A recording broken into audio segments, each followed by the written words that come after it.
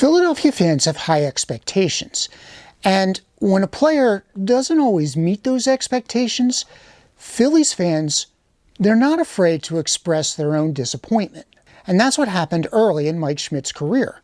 It was a situation that created frustration with Schmidt, and then eventually a reconciliation with the fans. I sat down to talk about Mike Schmidt's relationship with the Philadelphia fans with my high school friends, Gary and Paul, and then later with Ray, who has his own YouTube channel, Ray from Philly, that concentrates on baseball cards. And here's the result of those discussions. Welcome to Philadelphia Baseball History. On this channel, we talk about the history of baseball from the A's to the Phillies to the 19th century. And sometimes we talk about contemporary baseball issues. So if you love baseball and if you love Philadelphia, stick around and subscribe to our channel. How do you show your home team pride? With mugs, t-shirts, masks, phone cases, tote bags, and so much more. Check out tpublic.com and search for Philadelphia Baseball History. Now, my friends and I, we recognize that watching Mike Schmidt over the course of his career was quite a treat for Phillies fans. He was clutch, for the Phillies, and he did make that home run more times than not. One of the very few players who have played as long as he did, which was 17 seasons, and did it all with one team. His swing, if you remember his swing was effortless, man. It was one of the most, I think like a lot of left-handed batters, they have beautiful swings, right? I think, but Schmidt's swing was just, he made it look easy. He made everything look easy. I was watching some of his retirement videos, and one of the things he states is like, I was not happy that I couldn't get to the ball as quickly. I had lost a step. I wasn't able to make the adjustments to the plate I used to make.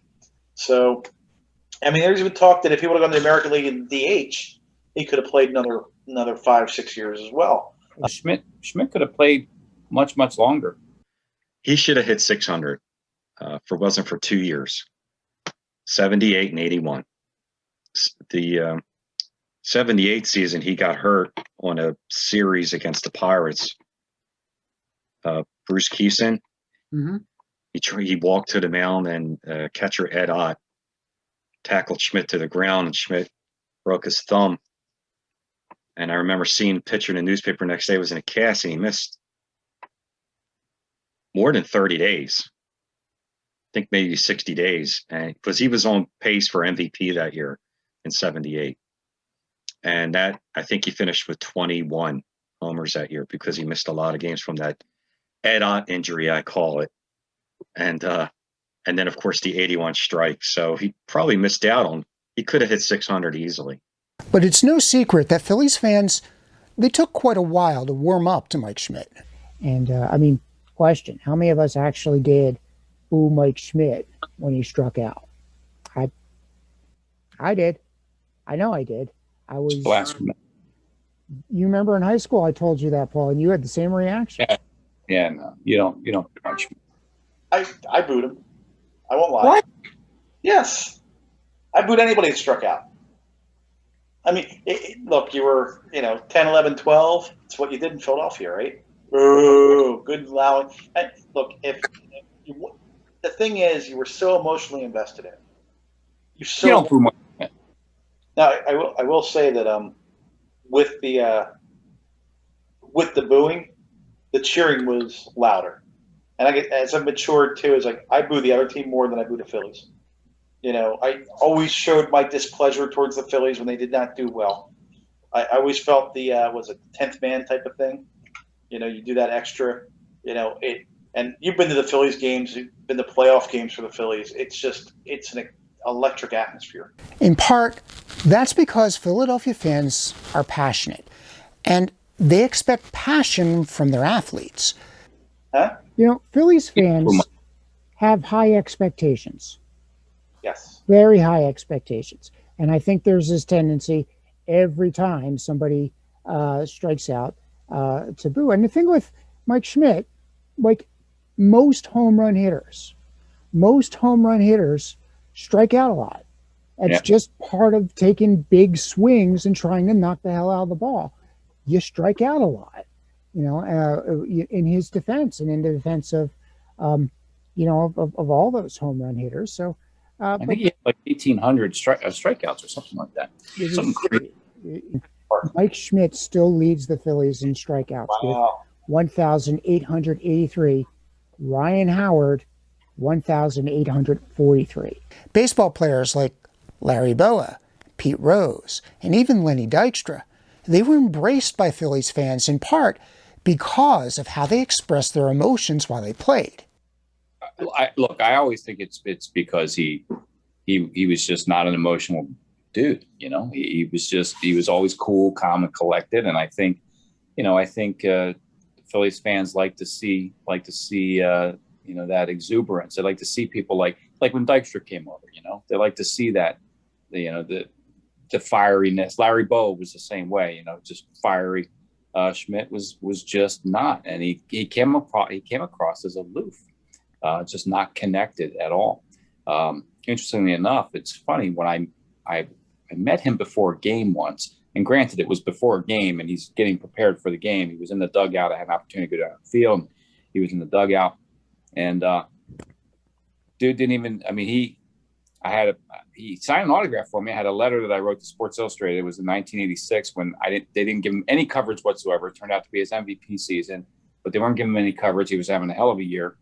And so I wrote this letter, and Sports Illustrated wrote me back and were like, we do our best to cover everything and whatever. So I gave it to him to sign, but he didn't even look at me, but again, he was preparing for the game, but he didn't even say hi. He didn't do anything. But again, that's because he was preparing. He was going through probably his mental checklist for the game. And here I am, this goofy 15-year-old, 16-year-old interrupting him in his pregame rituals, whatever that may have been. So, but again, I could have walked away thinking, man, what a jerk. But actually was like, no, I'm interrupting him. But I can understand. I mean, the fans just wanted to see some emotion. And that's why I do think in a previous video, we talked about his reaction to the 500th home run. That's what was one of the coolest things to see, was just finally seeing some joy. It wasn't just emotion. It wasn't just angry because he got hit by a pitch or, a close play at the, whatever. But to see joy, it was, I think that really finally started opening him up to the fans when they finally were breaking the ice a little bit. And it took that long into his career. That's just my 5 cents. But Mike Schmidt was businesslike in his approach. It was an attitude that was often confused with a lack of passion. Right. And I think part of it was, and you really nailed it, I think, too, from the sense of he was a consummate professional. He perfected his game. He was into his style. He was calm, cool, and collected. And that's how he did it. Mr. Cool, right? I think you said that as well. But Philadelphia likes somebody who, when they strike out, throws their bat. I don't know if they really like somebody who cheers too much when they run the bases. They want hard-nosed players. Kind of the football reference. Generally, the people I talk to, they're not into the celebrations after touchdowns or after home runs. Just kind of, slap high fives, walk around. But they want to see that you're upset when you lost. They don't want you to see you strike out and just put your bat under your arm and walk off to the dugout and say, I'll get them next time. Before Pete got there, he kind of just led by his ability, and he wasn't a rah-rah kind of a cheerleader. He was very laid back. And I think that kind of also hurt him with the fans, because he wasn't that Philly type of Pete Rose, Lenny Dykstra, slide head first in the dirt kind of a player. He looked to them kind of aloof, but that's just, he was cool. To me, I just looked at him as, this guy's cool. Mr. Cool. There was also a great desire to finally have a winning baseball team in Philadelphia. The Phillies' defeats in the National League Championship Series from 1976 through 1978, well, it hit Philadelphia fans really hard. And many Phillies fans pointed the finger at Mike Schmidt because of his lack of performance in the postseason. I asked Ray if he thought that Schmidt's performance in the playoffs from 1976 through 1978 affected his relationship with the fans, and caused them to turn on him. It was tough for him in the beginning because he had some rough playoff series in 76, 77, and 78. And coming off of three, he had led the league in homers in 76 and 77. 78, he did get injured, but he still was having great regular seasons, and he was coming up a little light in the playoffs. Do you think that his performance in the playoffs in the 70s had something to do with that? Yeah, I think it did. I think because the Philly fans are so, they were so hungry to win. They were just finding anybody to dump the blame on. And he was a young player in 76. I mean, that whole team was a young team. So they were good during the regular season, but it was just hard for them to figure out how to get over that hump once they got to the playoffs. Not to mention, a couple of bad mistakes and bad opportunities and bad luck in 77. I think if that bad luck didn't happen in 77, things might have been different earlier. But it just wasn't the case. But yeah, I think the playoffs, sadly hurted him a little bit in the beginning of his career, the first half of his career before 1980. Yeah. Indeed, even today, with his World Series MVP, his 3 National League MVP awards, his 548 regular season home runs, and his Hall of Fame induction, there are still people who hold his playoff performance from the 1970s against him.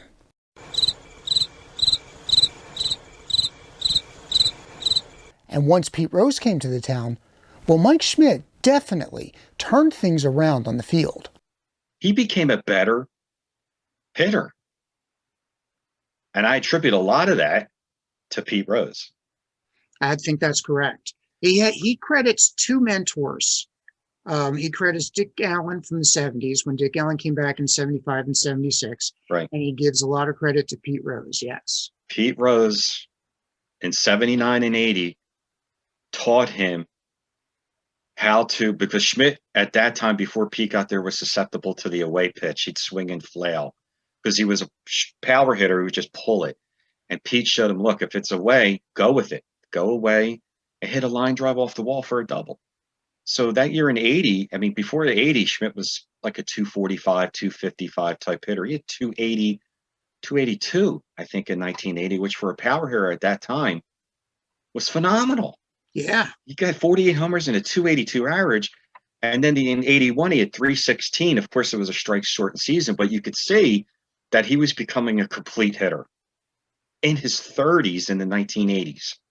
But there were still doubters and boo-birds. Things came to a head when Mike Schmidt gave an interview to the Montreal Gazette in 1985. Interestingly, I think he gave the interview in late May, but it takes until June, the end of June, to get it published. So it gets published on June 29th. And he's quoted, among things that he's quoted of saying about Phillies fans, he says, "They're beyond help. It's a mob scene, uncontrollable. And then, I'll tell you something about playing in Philadelphia. Whatever I've got in my career now, I would have a great deal more if I'd have played my whole career in Los Angeles or Chicago, somewhere they were grateful to have me around."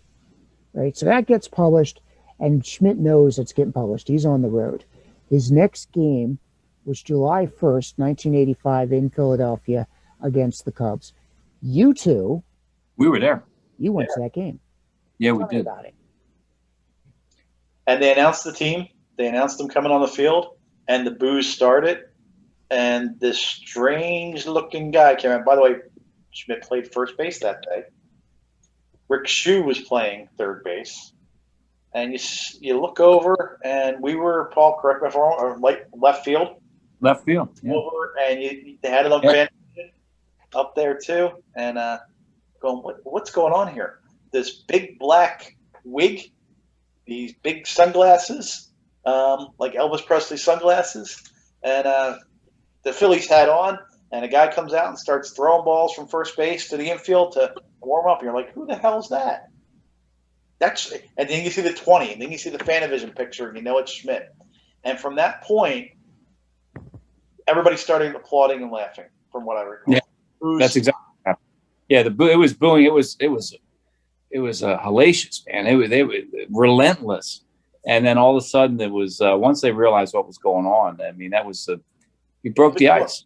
It was great. That was him saying, "I'm sorry. I obviously need to enter the witness protection program here because I did wrong. Shame on me. So I'm gonna hide my head, hide my face, and pretend like you guys are gonna kill me at first base. So somebody else has got to come out." So, And his teammate was Larry Anderson. So Right. he got the wig and from Larry Anderson because Larry Anderson had a mask collection. He had a wig collection. He loved. He was one of the jokers of baseball. So he got the wig from Larry Anderson because he was scared himself of going out on the field. He's like, "What am I going to do? All right, I'm going out incognito." He borrowed Anderson's wig, goes out on the field and plays with the wig goes out and warms up with the wig and the sunglasses. And yeah, that was a huge release point, I think, for Phillies fans. And as Mike Schmidt won his third MVP in 1986 and was creeping closer and closer to 500 home runs, the fans, they did begin to appreciate the opportunity they had to watch such a unique and gifted player. I think it changed after he won a couple of MVPs, and people saw that he was getting closer to 500, and they started to realize, well, he's getting that high up there. And then you could finally see the quote unquote respect start to come in. But I think 1980, that started to make the turn. Absolutely. He had a great World Series. He won the MVP. 81, he won another MVP. And then I remember he was in Dodger Stadium and he hit, I think, his 400th homer. And people really started to say, wow, this guy's numbers are really starting to creep up there. And as he was getting higher and higher, I can really sense that the fans were starting to appreciate for what he was, which was not just a great Philly, but a great Major League Baseball player in the history of the game. And they finally were realizing, especially by 86 and 87, they were like, this is a legendary player now. This is, Philly fans were always tough, and they were tough on him just like a lot of other players. But it took longer than usual to them to appreciate Mike Schmidt. And I wish it would have been a little bit sooner, because I remember my grandfather pointing out to me about Schmidt in the late 70s that this guy's special. And at that point, when you thought of great third baseman, it was like Eddie Matthews and Brooks Robinson. And that's pretty much about it. And he was telling me he's felt like he could pass Eddie Matthews for the all-time home run leader for third baseman. So I knew back then in the late 70s that he was a great player, and he was my favorite player. And I think the Philly fans took a little bit longer than they should have, but they did start to appreciate what he was, which was not only a great Philly, but a great baseball player in the history of the game. No doubt. Schmidt now occupies a position of almost an elder statesman in the Philadelphia organization. He's given back to the Phillies community after he himself survived skin cancer. He battled cancer, and he made sure then that Citizens Bank Park now has the sunscreen dispensers. I wish the Phillies would keep them filled more often. There were times when I've run over to them and been like, crap, I forgot my sunscreen. They're out. But nonetheless, he was a big force behind that. He has grown into his role as a special instructor during spring training, and he's also become respected as part of the Phillies broadcast team. He's a commentator now. He's been a commentator for about 5 years. And I personally love it when he's on with John Kruk. I think the camaraderie and the back and forth between Schmidt and Kruk is wonderful. What did you think of him as a broadcaster the first time you tried it? I liked it. I still like him today. I think he brings a lot of insight to the game, because Schmidt, I remember seeing lots of stories of Schmidt in the 70s and up into the early 80s. He studied a lot of video.